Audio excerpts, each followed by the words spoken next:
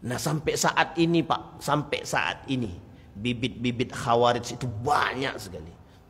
Secara sifat, karakter, banyak. Apalagi di tanah-tanah Arab itu, apalagi sekarang di Saudi itu. Ntar lagi ada Miss Universe. Hati-hati. Astagfirullah. Miss Universe.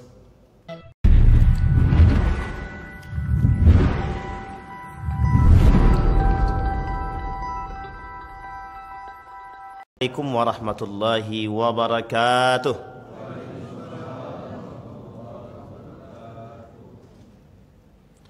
Alhamdulillahi rabbil alamin. Alhamdulillahilladzi an'ama bi ni'matil iman wal islam bihima tatimmus salihat.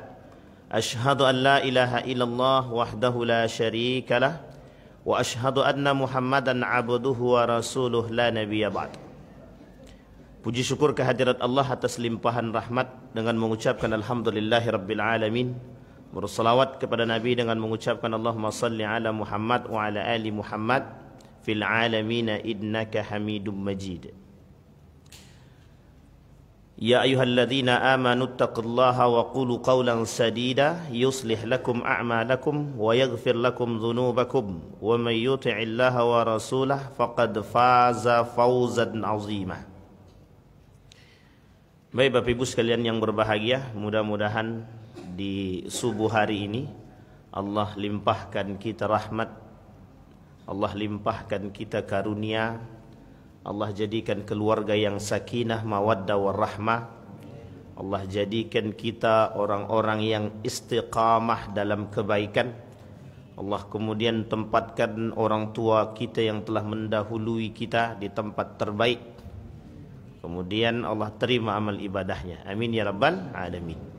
Baik, subuh hari ini kita coba. Saya ingin mengangkat Karbala di subuh hari ini. Satu kajian yang terdahulu, yang sudah lama, tetapi bisa kita ambil manfaat dari keadaan. Nah, nanti kita cerita tentang Karbala. Yang mau mengkaitkan dengan keadaan, silahkan, bahasanya kontekstualisasi, boleh.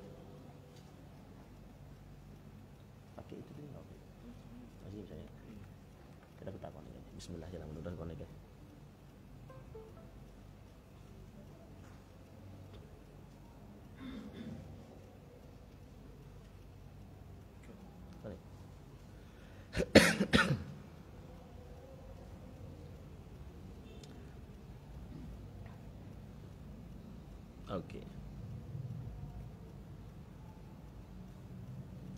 Oke Bapak Ibu, kita akan coba kaji Karbala.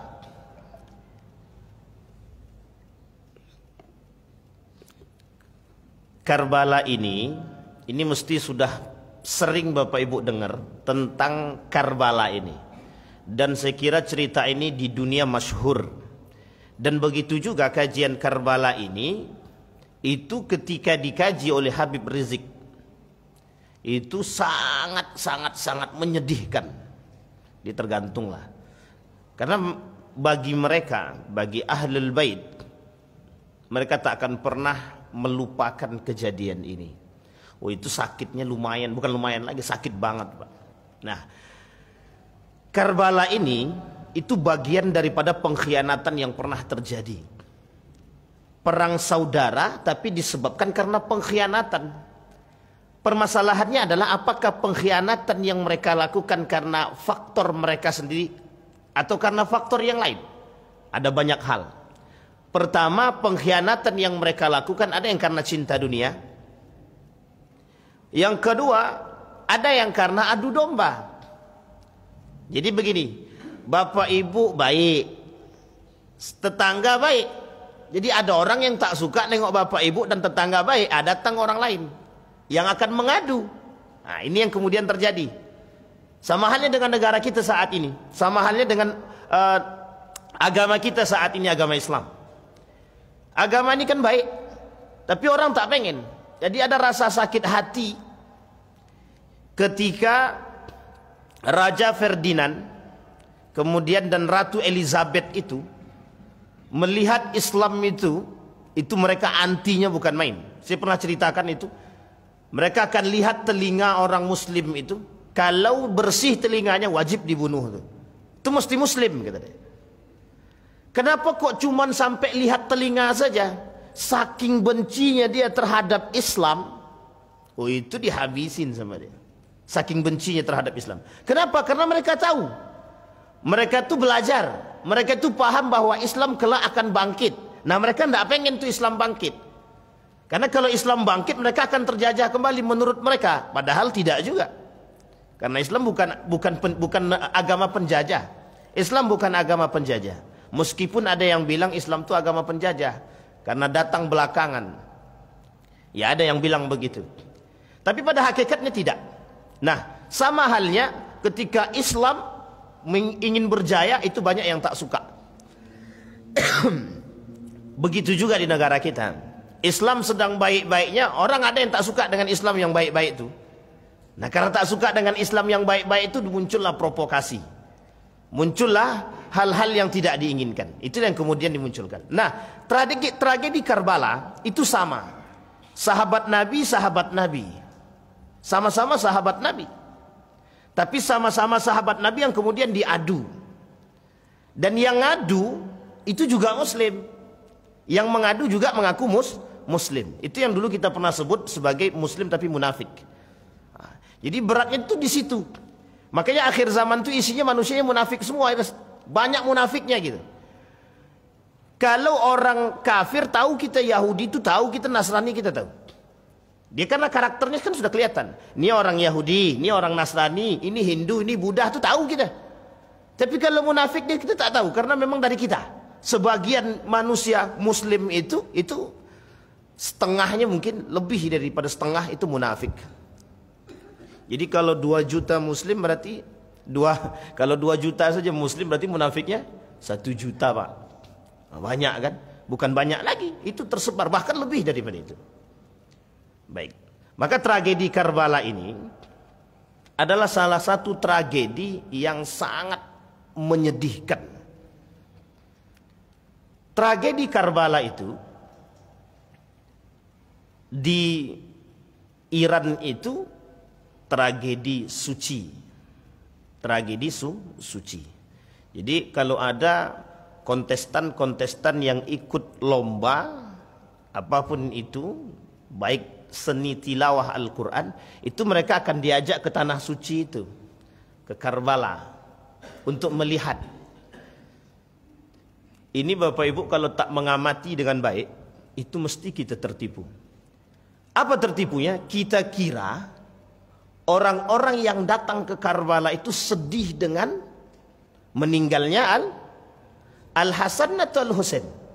Al-Husain. Tetapi sebenarnya yang membunuhnya juga mereka. Yang sedih siapa? Mereka juga. Sekarang pertanyaannya, apa maksudnya mereka lakukan demikian? Sampai sini paham ya Bapak Ibu ya? Mereka yang bunuh, tapi mereka juga yang menangisi dan meratapi. Itulah yang disebut dengan takiyah, cara menutupi kebohongan itu. Nah, itulah yang kemudian terjadi saat ini. Baik, kita mulai Bapak Ibu. Kata Nabi dalam riwayatnya, dalam hadis Nabi, al-khilafatu min ba'di 30 sanah. Khilafah setelahku, kata Nabi, itu akan berjalan cuma 30 tahun. Wa ba'da dzalika sayakunu mulkun adud. Ini harus kita akui. Ternyata terbukti daripada perkataan Nabi. Mulkun adud itu artinya kerajaan yang diktator, otoriter. Sampai di sini paham? Paham ya Bapak Ibu? Nepotisme. Pokoknya jadi satu. Otoriter itu nepotisme. Pokoknya carut marut lah itu. Maka disebut dengan mulkun adud. Mulkun adud. 30 tahun. Nanti kita hitung. Betul tak 30 tahun? Maka kemudian alaikum bisunnati wa sunnatu khulafa'ir rasyidina min ba'di. Atau al-mahdiyin. Hadis ini diriwayatkan oleh Tirmizi, Daud, Ibnu Majah, kemudian Imam Ahmad, kemudian banyak yang meriwayatkan ini banyak. Abu Bakar 2 tahun 3 bulan 10 hari. Umar cukup lama, 10 tahun 6 bulan 5 hari. Kemudian Utsman 12 tahun 12 hari. Ali bin Abi Thalib 4 tahun 8 bulan. Kemudian Al-Hasan 7 bulan. Al-Hasan siapa? Cucu Nabi.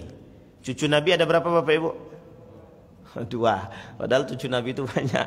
Tidak 2. Cucu Nabi yang laki-laki yang terkenal memang 2. Tapi yang lain yang perempuan masih banyak. Jadi kekeliruan kita dalam sejarah itu, yang kita kaji hanya yang terkenal-terkenal saja. Padahal banyak. Anak Nabi ada berapa Bapak Ibu? 7. Dari siapa? Dari istri yang mana 7 itu Pak? Hah? Siti Khadijah. Berarti tidak valid sejarah kita Pak. Dari Siti Khadijah cuma 6. Satunya lagi dari budak Nabi yang dari Mesir. Siapa namanya? Maryam. Banyak cerita Nabi itu yang kemudian, ini Bapak Ibu, kalau kita kaji dalam kajian Israiliyat, itu banyak sekali pembunuhan, bukan, perubahan sejarah itu banyak. Jadi dulu itu sejarah-sejarah kita itu, termasuk tarikh Ibnu Hisham, itu yang mencoba mengkanter dan merubah pola pikirnya itu ada namanya Montgomery Ward Orientalis. Itu dirubahnya itu. Ada yang dirubah dia. Tapi yang paling terkenal tuh yang kajian itu. Kenapa kok kajiannya Orientalis paling terkenal? Karena mereka menghidupkan satu tradisi disebut dengan studi Islam. Sehingga orang-orang kita banyak yang belajar ke sana itu. Balik dia bawa itu. Sehingga kajian-kajian Turos itu tidak terlalu kuat. Baik sejarah Ibnu Hisham dan lain sebagainya itu tidak terlalu kuat. Sehingga yang kuat adalah pandangan daripada, termasuk cerita Karbala ini. Cerita Karbala ini termasuk salah satunya. Jadi mereka menganggap dalam Karbala ini yang salah siapa itu tidak seutuhnya mutlak bagi mereka. Yang salah adalah Yazid bin Muawiyah. Tidak. Tapi justru mereka mengatakan salah dua-duanya atau haus dua-duanya. Nah, ini yang muskilah Pak. Apa mungkin cucu Nabi itu haus kekuasaan? Kalau sekarang haus kekuasaan tuh biasa. Memang itu isinya. Ya kalau tak begitu gimana mau dapat duit? Gimana mau dapat kehormatan? Karena kehormatan itu dengan kekuasaan. Kehormatan itu dengan kekuasaan. Betul kata Imam Al-Ghazali itu begini Bapak. Imam Al-Ghazali itu pernah berkata, orang kaya itu, wibawa itu tergantung pada kekayaan. Kata Imam Al-Ghazali, dia memprediksi, kata Imam Al-Ghazali, saking banyaknya manusia yang cinta terhadap dunia, kelak wibawa itu dengan harta. Kelak wibawa itu dengan harta. Jadi kalau bapak ibu soleh tak punya duit, harap maklum lah tuh. Itu Imam Al-Ghazali yang bilang dalam syairnya itu. Saya lupa syairnya. Tapi dia berkata begitu demikian. Saya bilang, wah ini unik ini. Ternyata betul. Betul Pak. Non muslim aja masuk masjid pakai peci, banyak duitnya, dicium tangannya. Padahal yang cium kiai juga. Nah, bayangkan Bapak Ibu. Kondisi itu yang membuat. Kondisi itu yang kemudian terjadi pada masa ini. Ini masanya apa? Sahabat kah atau tabi'in kah? Masih ada sahabatnya. Masih ada sahabat Nabi. Ada Ibnu Umar. Masih banyak. Ada Ibnu Mas'ud. Ada Ibnu Abbas. Itu sahabat Nabi. Zubair bin Awam, sahabat Nabi. Yang pada masa sahabat Nabi saja, itu cucu Nabi terbunuh. Cucu Nabi terbunuh. Nah, ini yang berbahaya. Apalagi sekarang. Sekarang tidak ada Nabi, cucunya tak ada, yang ada cicit-cicitnya. Apalagi cicit-cicitnya jelas bukan terbunuh lagi, tersingkirkan. Lebih daripada itu. Nah, bagaimana kita yang bukan cucu Nabi, bukan cicit Nabi, siapa lo? Itu pertanyaannya Pak.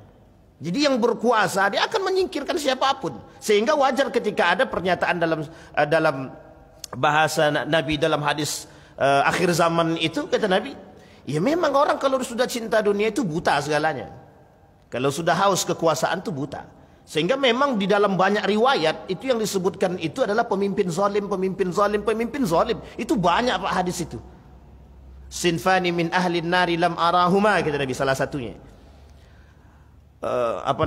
Siyat rajulun ma'ahum siyat yarribuna bihan nas. Ada seorang pemimpin yang pada tangannya itu ada kekuasaan, yang dengan kekuasaan dia memanfaatkan, dipukul, dia punya kayu di tangannya, kemudian dia pukulkan itu kepada rakyatnya. Artinya maksudnya rakyat itu dijadikan sapi perah gitu, untuk dihasilkan sesuatu. Pokoknya dia siksa aja lah gitu. Itu bahasa, tapi ini tak nyindir siapa-siapa. Karena ini kondisi. Kata Nabi, mulkun adud itu bakal terjadi. Kalau Nabi sudah berbicara itu mesti terjadi. Sehingga dari pernyataan hadis-hadis fitan itu, atau hadis akhir zaman itu sebenarnya bukan permasalahannya terjadi atau tidak terjadi, karena mesti terjadi. Tapi cara sikap kita dikasih tahu oleh Nabi ini bakal terjadi, kita yang punya sikap. Nah, sikap kita itu yang kemudian menjadi muskil lagi. Mau pada posisi yang mana? Baik, setelah kita hitung total masa khilafah ar-rasyidah 30 tahun 3 hari. 30 tahun 3 hari. Abu Bakar 2 tahun 3 bulan 10 hari kemudian meninggal. Umar, nah di sini hadisnya Pak. Ada satu hadis tentang Umar itu, sedihnya di situ. Ternyata Umar itu sudah memprediksi. Saya sudah pernah ceritakan juga di sini tuh. Jadi ketika Umar diajak duduk oleh Nabi, diajak duduk tuh Abu Bakar, Umar, Utsman di ujung sono, Ali juga enggak di situ. Yang duduk bareng Nabi cuma 2, Umar sama Abu Bakar. Utsman ngerutu dalam hati, kata Utsman, kok aku tak diajak duduk? Ini bahasa kita Pak, kok aku tak diajak duduk? Firasat Utsman itu mengatakan kelak aku akan banyak mendapatkan fitnah. Betul Pak. Kata Nabi dalam riwayatnya itu ada satu pintu yang itu tertutup rapat. Kelak akan terbuka ketika pintu itu, kelak akan terbuka pintu yang rapat tadi ketika meninggalnya Umar bin Khattab. Jadi Bapak Ibu, pasca meninggal Umar bin Khattab, itu fitnah muncul keluar seperti air. Pada masa Umar tak. Manusia yang tegas, yang pandai, cerdas Umar itu. Kalau menghakimi sesuatu, kita sudah cerita kemarin Jumat malam itu. Umar bin Khattab kalau dia menghakimi sesuatu, dia langsung pakai, tidak hanya pakai otak saja, langsung pakai ketegasan. Tidak ada didapatkan ketegasan itu pada yang lain selain pada Umar bin Khattab. Nah, itu bagusnya Umar bin Khattab. Makanya tidak banyak orang mau mensifati sifat Umar bin Khattab, dianggap keras. Padahal tidak penting. Kekerasan itu kepada pelaku-pelaku itu penting, pelaku maksiat itu penting. Korupsi, potong tangan. Yang bunuh balik. Umar bin Khattab taat dia dengan syariat Islam itu. Taat dia tanpa panjang pikir. Kalau bunuh balik. Kira-kira kalau ada pembunuh dibunuh balik, kira-kira mau bunuh lagi tidak orang lain? Nah, sama halnya begitu. Orang korupsi dipotong tangannya, dimiskinkan, dia mau korupsi dengan apa dia? Tak usah kasih jabatan, diasingkan dia. Sama pezina juga begitu. Bezina dia, selain dirajam itu kalau masih hidup dia diasingkan. Tak boleh tinggal, cari tempat lain, asingkan dia. Kira-kira orang kalau sudah diasingkan tempat terpencil sendirian, bisa hidup enggak itu? Ujung-ujungnya mati juga Pak. Nah itu. Umar bin Khattab tegas. Maka kata Nabi, kalau terbuka pintu itu, maka akan mengalir fitnah itu. Betul kata Utsman. 6 tahun cuman kepemimpinan Utsman itu aman tuh. Cinta semua masyarakat kepada Utsman karena dia kaya. Dia kaya, tidak mungkin korupsi. Kalau dituduhkan korupsi apa kata? Ada dulu cerita pemimpin kayanya bukan main. Kemudian dituduh korupsi 25 juta. Kata dia, saya bayar balik aja 2 miliar kata dia. Nah, itu mantapnya Pak. Utsman bin Affan dituduh korupsi. Pertanyaannya adalah, yang memberikan kehidupan itu, mohon maaf kita bahasanya adalah, yang memberikan bantuan yang paling banyak itu rata-rata pakai pribadi Utsman. Semasa kepemimpinan Utsman itu Baitul Mal jarang terpakai itu. Duitnya aja tidak habis-habis. Sampai sekarang aja masih ada. Kok bisa Utsman dituduh dengan korupsi? Tapi tujuannya apa? Merusak tatanan yang sudah terbangun. Berhasil Pak, berhasil. 6 tahun kepemimpinan Utsman dicintai oleh masyarakat. 6 tahunnya lagi itu fitnahnya di situ. Fitnah selama 6 tahun itulah fitnahnya. Banyak fitnahnya, korupsi, nepotisme, menghapus ayat Al-Quran. Pada masa itu dituduh menghapus ayat Al-Quran. Coba kalau dituduh menghapus ayat Al-Quran, berarti kira-kira menghapus apa itu? Kalam Allah. Pertanyaannya adalah siapapun bisa marah, bisa terpancing. Tapi siapa yang melakukan itu? Siapa dalangnya itu? Cicit-cicit bibit-bibit daripada Khawarij. Bibit-bibit daripada Khawarij. Jadi bibit-bibit Khawarij itu sebenarnya sudah ada pada masa Abu Bakrin Siddiq. Itu sudah ada bibit-bibit itu. Cuman tidak nampak. Pada masa Umar mereka tidak bisa ngapa-ngapain. Tak ada yang bisa pada masa Umar bin Khattab itu. Tapi kemudian muncul, sudah mulai akhir kepemimpinan Umar bin Khattab mulai nampak. Selesai pada masa Umar bin Khattab, meninggal Umar bin Khattab, masuk Utsman bin Affan. Disitulah kemudian fitnah itu muncul. Orang-orang yang kemudian tadi munafik, orang-orang yang bibit-bibit Khawarij itu muncul. Meskipun kelak deklarasi mereka sebagai Khawarij itu pada masa Ali bin Abi Thalib. Nah sampai saat ini Pak, sampai saat ini bibit-bibit Khawarij itu banyak sekali. Secara sifat, karakter, banyak. Apalagi di tanah-tanah Arab itu. Apalagi sekarang di Saudi itu. Ntar lagi ada Miss Universe. Hati-hati. Astagfirullah. Miss Universe. Baik. Tanazul Khalifah Al-Hasan. Setelah kepemimpinan Abu Bakar naik, Umar naik, kemudian Utsman bin Affan. Ketika Utsman bin Affan naik, 6 tahun akhir kepemimpinan Utsman, dibuatlah fitnah yang kemudian kelak fitnah daripada Utsman bin Affan itu yang dimunculkan apa? Demo. Ada 2 kelompok yang melakukan itu. Yang pertama kelompok yang tak suka dengan Utsman bin Affan. Yang kedua memang kelompok munafik. Jadi kelompok munafik ini itu dia buat isu tentang fitnah tentang Utsman bin Affan. Maka sebagian rakyat itu percaya dengan ucapan daripada kaum munafik tadi. Terprovokasilah mereka.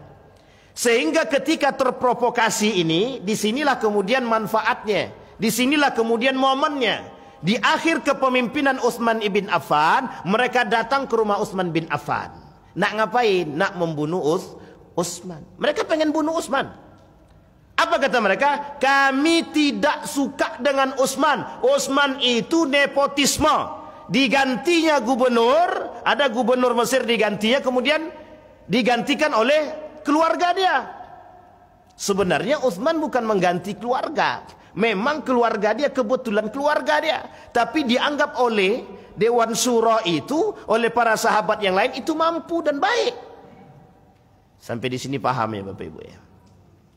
Kemudian dituduhkan nepotis karena yang digantikan itu koruptor. Tak terima, dia buatlah isu. Nah, sampai di sini paham Bapak Ibu ya? Baik. Uang masa Nabi aja Nabi disingkirkan kok. Masjid apa namanya? Masjid Dirar. Mereka bangun. Coba ingin menghancurkan Nabi dengan membangun masjid. Coba bayangkan, ingin membangun Nabi dengan ingin menghancurkan Nabi dengan membangun masjid. Masjid digunakan sarana untuk menghancurkan masjid. Masjid sama-sama masjid. Masjid Kuba berdiri. Berdiri juga Masjid Dirar. Masjid Dirar untuk menghancurkan Masjid Kuba. Coba bayangkan. Apa artinya Pak? Artinya adalah untuk menghancurkan Islam perlu masuk Islam. Untuk menghancurkan Islam perlu orang Islam. Sampai di sini paham? Karena orang Islam yang bakal menghancurkan Islam itu dengan mudah. Karena resolusi jihad itu Pak, ketika Hasyim Asy'ari, Kiai Haji Hasyim Asy'ari bilang resolusi fatwa jihad itu tidak ada satupun yang tidak ikut jihad. Semua turun jihad, termasuk para kiai-kiai itu jihad. Coba bayangkan umat Islam ketika diperintahkan jihad. Itu kalau hidup Nabi mungkin tidak ada yang tidak ikut. Sekelas daripada Kiai Haji Hasyim Asy'ari mengatakan jihad, jihad semua. Kemudian kalau Nabi yang bilang otomatis Pak. Nah, sampai di sini ketika seorang Kiai Haji Hasyim Asy'ari memberikan fatwa tentang jihad, semua orang mengatakan jihad. Orang takut Pak dengan Islam itu. Makanya kenapa Ratu Elizabeth itu tidak mau? Kata Ratu Elizabeth, tampak telinga seseorang bersih, dia itu muslim, bunuh aja. Sehingga pembunuhan muslim itu massal. Pembunuhan massal. Jangan salah Pak, pembunuhan Islam itu, muslim itu massal di negara Eropa. Ketika Andalusia ditaklukkan, itu semua orang-orang muslim itu akan dilihat itu. Gerak-geriknya, tak bisa hidup Pak, tak tenang kalau kita hidup itu dipantau, itu tak nyaman kita. Ah begitulah Pak. Nah saat ini itu kita mau dibuat seperti itu. Saya akan tanamkan dalam diri saya kalimat dalam Al-Quran itu, walan tarda ankal yahudu walan nasara. Sampai kiamat Yahudi Nasrani nggak akan pengen lihat kita Pak. Itu nggak akan mungkin. Sampai kita ikut agama mereka. Minimal kalau tidak ikut agama mereka, mengikuti jejak langkah mereka.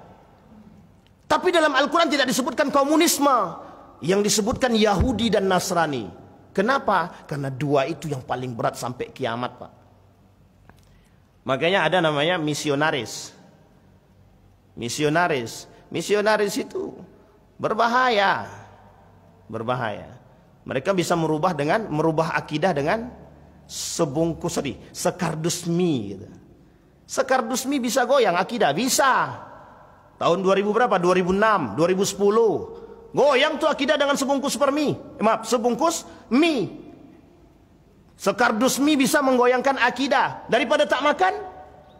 Nah, coba bayangkan Pak, ini permasalahan akidah. Termasuk permasalahan kasus Karbala itu akidah. Baik, Utsman terbunuh. Yang membunuh Utsman itu sudah kita ceritakan di sini. Yang membunuh Utsman itu ada 6 orang. Ada yang mengatakan 6, ada yang mengatakan 5. Dengan berbagai macam cara pembunuhannya. Ada yang ditusuk berkali-kali, ada yang mengatakan 9 kali tusukan, ada yang mengatakan 7 kali tusukan. Yang paling banyak dipakai adalah 9 kali tusukan. 6 pertama, kemudian orang itu dibunuh, kemudian muncul lagi orang lain, 3 menusuk. Dengan membahasakan, aku serahkan jasad Utsman kepadamu ya Allah. Coba, membunuh Utsman dengan nyebut nama Allah. Sama nanti Pak, pembunuhan Al-Husain itu bismillahi takbir, Allahu Akbar. Mati Pak. Digorok lehernya, nanti kita lihat. Kalau sampai. Baik. Tanazul Khalifah Al-Hasan. Naik Ali bin Abi Thalib. Tapi naik Ali bin Abi Thalib tidak disepakati oleh Muawiyah. Muawiyah tidak pengen Ali naik jadi khalifah. Apa alasannya? Kata Muawiyah, sampai kasus Utsman selesai. Apa jawaban Ali? Mana bisa aku menghakimi orang yang tidak tahu betul apa tidak dia salah? Ini kecerdasan Ali. Tidak mungkin bagi Ali menghakimi seseorang dia tidak tahu. Dicari tahu sama Ali, suruh cari tahu sampai selesai. Sampai kapan mencari tahunya? Yang zaman sekarang modern aja, kasus apa namanya itu? Tol apa? Tuh, tak selesai, tak tahu juga kan pembunuhnya siapa. Apalagi zaman Ali yang tidak ada internet, tidak ada ini, susah. Kata Ali, tak bisa aku menghakimi seseorang, karena ketika membunuh seseorang itu harus punya bukti yang kuat, minimal 3 saksi yang melihat. Ketika pembunuhan Utsman itu yang masuk cuma 6 orang. Dan ketika itu tidak ada satupun yang kemudian datang untuk membantu Utsman kecuali istri dan pembantunya. Tidak ada. Kalau bahasa kita ini ajudan. Tidak ada Pak. Ajudannya dibunuh, istrinya juga. Istrinya itu sampai patah. Istri Utsman itu sampai patah, tangannya diinjak gitu Pak. Sengaja dipatahkan itu. Jadi ketika istrinya membantu Utsman ditikam itu, kemudian tangan istrinya dipatahkan. Kemudian ajudannya itu juga dibunuh. Pokoknya sedih lah Pak. Pembunuhan Utsman itu sedih pokoknya. Terparah setelah kasus Karbala itu. Kemudian sepakatlah beberapa para sahabat termasuk Zubair bin Awam itu untuk mengangkat siapa namanya? Ali bin Abi Thalib. Tapi Muawiyah ketika itu berada di Syam. Muawiyah yang berada di Syam tidak mau berbaiat kepada Ali. Alasannya masuk akal awalnya oleh Ali. Tapi sekian panjang waktunya Pak. Kata Ali, yang tak mau berbaiat kepadaku pengkhianat. Nah inilah mulainya kemudian perang Siffin, perang Jamal, kemudian perang Siffin. Ini kasusnya Pak. Jadi ketika itu nanti muncul 3 perang yang termasuk besar. Dua perang saudara, satu lagi perang Khawarij. Perang pertama perang Jamal, perang kemudian perang Siffin, yang ketiga perang Nahrawan. Perang Nahrawan itu perang Khawarij. Ali dan Khawarij itu sebelum Ali terbunuh. Nah, akhirnya nanti itu adalah ketika Ali masuk dalam perang Nahrawan, membunuh kaum Khawarij. Kemudian setelah itu terbunuhlah Ali bin Abi Thalib oleh kelompok munafik atau kelompok Khawarij. Jadi terbunuh Ali di situ. Ali terbunuh oleh para sahabat yang tertinggal, diangkatlah kemudian atau dibaiatlah kemudian Al-Hasan. Al-Hasan ini diangkat, Muawiyah juga tidak suka. Disitulah kemudian terjadi kisruh antara Al-Hasan dengan Muawiyah. Ini Pak, perdebatan keluarga. Muawiyah sahabat Nabi, Al-Hasan cucu Nabi. Tak pengen terjadi perperangan, bertemu keduanya. Ketika bertemu keduanya, dibangunlah kesepakatan. Apa kesepakatannya, Pak? Al-Hasan menyerahkan khilafah itu kepada Muawiyah. Tapi ada syaratnya, ada. Syarat yang pertama yang diajukan oleh Al-Hasan, jangan pernah kalian mencaci maki ayahku. Jadi selama masa itu, dalam riwayat yang lain dikatakan, termasuk dalam Ibnu Katsir itu, oleh para ulama itu mengatakan begini, pada masa Muawiyah di Syam itu Muawiyah sering menyampaikan kepada jamaah itu mencaci maki Ali bin Abi Thalib. Kenapa Al-Hasan berkata demikian? Karena mesti ada berita itu valid, karena yang mengatakan kepada Al-Hasan juga para sahabat Nabi. Apa kata sahabat Nabi itu kepada Al-Hasan? Untuk jangan sampai Muawiyah mencaci maki Ali bin Abi Thalib. Apa kemudian? Ditolak oleh Muawiyah. Muawiyah tidak mau. Tidak bisa. Nah, kemudian kata Al-Hasan, okelah kalau tak bisa, tidak apa-apa. Tapi jangan caci maki ayahku di depan keturunannya. Itu permintaannya, Pak. Yang pertama, jangan caci maki ayahku Ali bin Abi Thalib di depan keluarganya. Singkat cerita Bapak Ibu, diakuilah persyaratan ini atau diakomodirlah persyaratan ini oleh Muawiyah. Sekelas Muawiyah, Pak. Ya, tapi pada tataran ini kita tidak mencela Muawiyah, tidak. Karena ini sahabat Nabi yang cerdas juga. Sahabat Nabi yang berani juga, tapi kita tidak bisa mencela. Baik, kemudian yang kedua, persyaratan yang kedua kata Al-Hasan diajukan. Kalau Muawiyah mati duluan, Al-Hasan masih hidup, maka khilafah diserahkan kepada Al-Hasan. Tapi kalau Al-Hasan mati duluan, kemudian khilafah ini masih bertahan, dan kemudian Muawiyah meninggal, maka harus dibentuk Dewan Syuro untuk kembali memilih pemimpin yang baru melalui jalur Dewan Syuro atau musyawarah. Itu Pak permintaannya, Pak. Dua. Kata Muawiyah, sepakat. Siapa yang pertama kali mengamuk, yang marah ketika itu? Al-Husain. Tidak bisa demikian, kata Al-Husain. Kita yang resmi, dia tak resmi. Dia kemudian mengambil, bahasa lainnya kudeta lah, mengambil dengan paksa. Ada kejadian begitu di sini. Ada. Mengambil dengan tapi dianggap mengkudeta. Ini sahabat Nabi dengan cucu Nabi. Sahabat Nabi dengan cucu Nabi. Pada masa itu saja ada kegiatan-kegiatan yang seperti itu yang dianggap mengkudeta, mengambil paksa kekuasaan. Mulai ada unsur cinta dunia pada diri beberapa para tabi'in, para tabi'in ketika itu. Singkat cerita Bapak Ibu, ketika kepemimpinan itu diserahkan kepada Muawiyah, Husain tak mau. Husain tak terima. Artinya Husain tidak mau berbaiat kepada Muawiyah. Singkat cerita Bapak Ibu, Al-Hasan tahu akan menjadi khalifah selanjutnya. Ini salah satu riwayat mengatakan Al-Hasan kemudian diracun. Diracun. Nah, ketika Al-Hasan diracun, kemudian tak lama kemudian Al-Hasan meninggal dunia. Jadi berat hidup nih Pak, demi cinta dunia bisa membunuh orang dengan berbagai macam cara.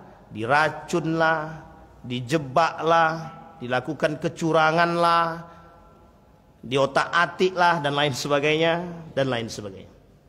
Baik. Kemudian Muawiyah menjadi khalifah, Al-Husain menolak kekhalifahan Muawiyah. Apa alasan Al-Husain menolak kekhalifahan Muawiyah? Satu, keabsahan kekhalifahan Al-Hasan itu jelas. Maka Al-Hasan dibaiat oleh beberapa para sahabat Nabi. Dan kaum muslimin yang ketika itu ada yang di Madinah. Ini sebelum ke Kufah, sebelum nanti pindah ke Kufah. Kemudian imam pemberontak. Jadi siapa namanya ini? Muawiyah itu dianggap sebagai imam pemberontak. Jadi dalam perang Siffin itu Bapak Ibu, itu Muawiyah sudah mulai kalah. Yang meninggal pada kelompoknya Muawiyah itu 45.000. Sementara dari kalangan Ali itu perang Siffin itu perang antara Ali dan Muawiyah. 45.000 yang meninggal dari golongan dari kelompoknya Muawiyah, 25.000 dari kelompoknya Ali bin Abi Thalib. Secara statistik itu yang menang siapa? Yang menang siapa? Ali bin Abi Thalib. Itulah kemudian muncul tombak yang kemudian di atas tombak itu diikatkan Al-Quran yang disebut dengan tahkim, perdamaian. Karena tahu bakal kalah, diangkat Al-Quran itu diikat oleh prajurit itu atas perintah Muawiyah untuk mengatakan perdamaian. Kemudian diutuslah beberapa para sahabat, satu orang sahabat dari Ali, satu orang sahabat dari Muawiyah, kemudian sahabat sama-sama sahabat Nabi untuk bernegosiasi. Disitulah negonya yang tidak putus Pak. Tidak putus nego itu. Cuman kemudian ada kecolongan. Kecolongan dari pihak Ali mengatakan sepakat terhadap tahkim itu. Nah, itulah pokoknya ceritanya Pak. Kemudian Ali pada setelah Ali memerangi kaum Khawarij, itu Ali berkeinginan untuk memerangi kemudian Muawiyah. Cuman Ali sudah terbunuh terlebih dahulu, jadi tak jadi berperang dengan Muawiyah. Itu dianggap oleh imam pemberontak. Karena pada masa perang Jamal juga begitu, Muawiyah juga. Tapi ada Siti Aisyah di situ. Ada Siti Aisyah. Siti Aisyah tidak di sebelah Ali. Siti Aisyah ada di sebelah Muawiyah. Tapi jangan pikir mana-mana apakah Siti Aisyah sepakat dengan yang dilakukan Muawiyah. Tidak. Artinya ketika itu Siti Aisyah berada daripada golongan Muawiyah. Ali yang termasuk dalam konteks ini, Ali termasuk sendiri.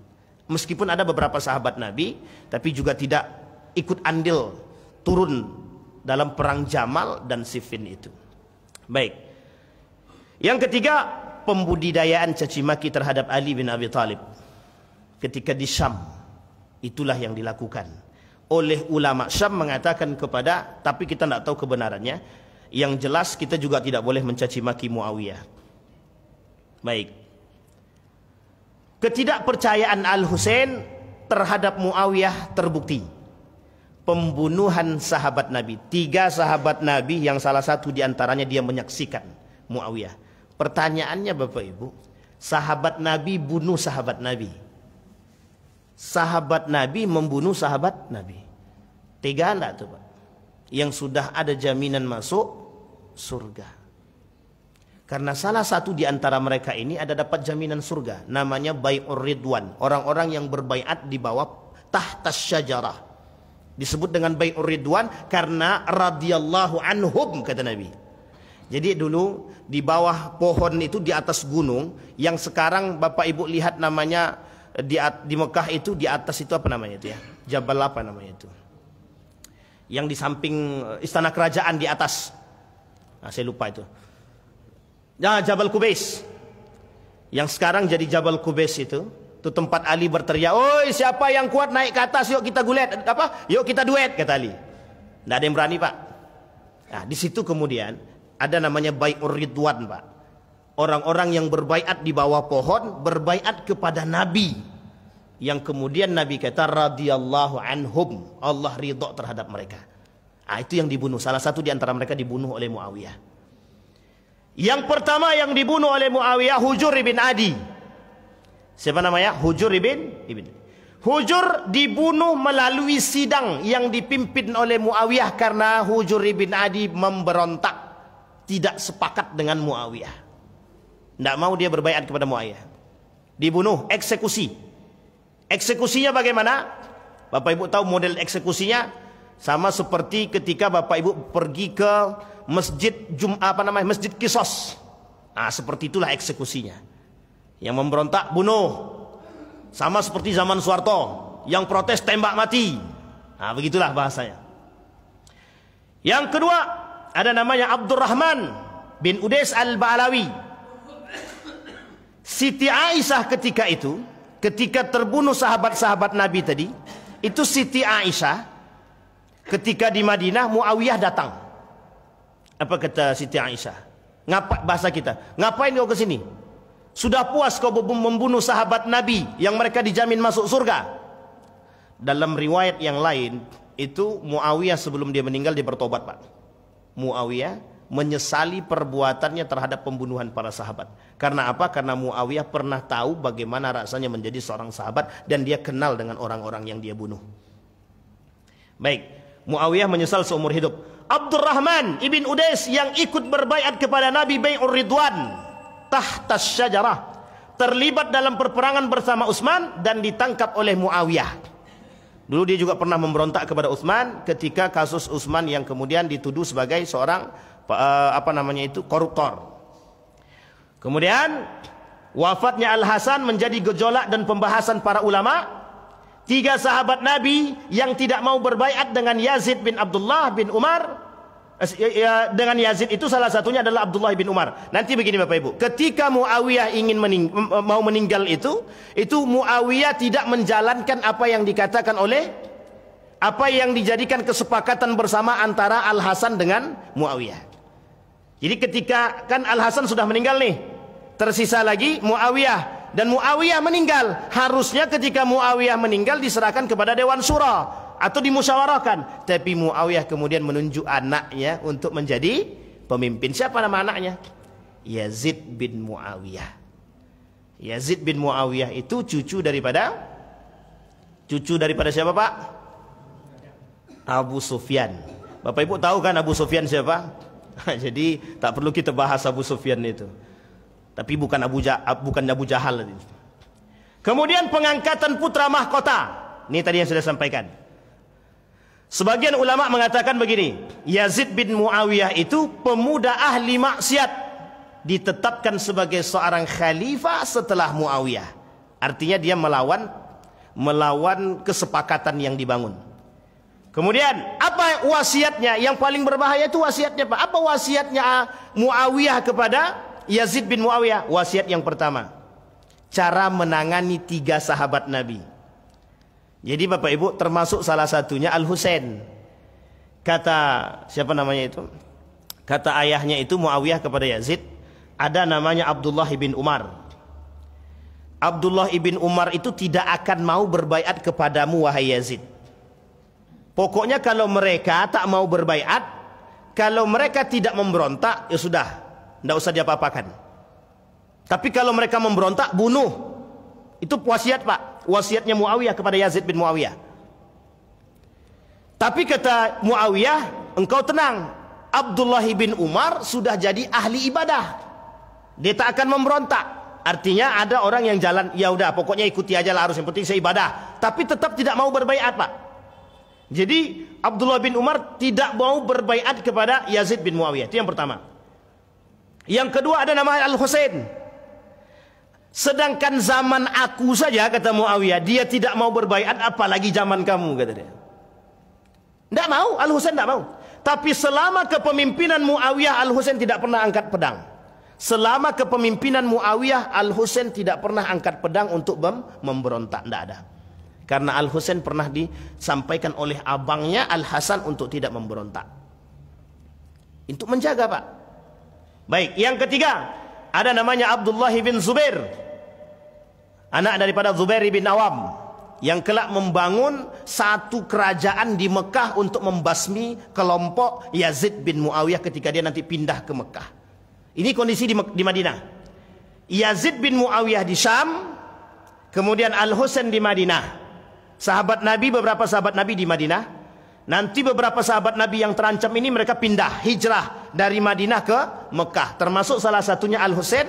Kenapa alasan Al-Husain pindah ke Mekah? Karena banyaknya makar yang dilakukan oleh kelompok Yazid bin Muawiyah karena memaksa Al-Husain untuk berbaiat kepada Yazid bin Muawiyah. Tapi Al-Husain tidak mau. Apa kata Nabi? Apa kata Muawiyah kepada anaknya? Kalau dua sahabat lagi selain daripada Al-Husain, kalau mereka tak mau berbaiat kepada engkau, kalau mereka memberontak, bunuh. Tapi kalau Al-Husain tidak mau dia berbaiat, kalau dia memberontak, asingkan dia. Itu perintahnya, Pak. Itu perintah dari ayahnya Muawiyah. Kalau Bapak Ibu melihat penyampaian daripada Habib Rizik, wah itu jauh lebih mendalam, Pak. Karena saya ketika melihat itu berkali-kali saya ulang, itu tidak ada.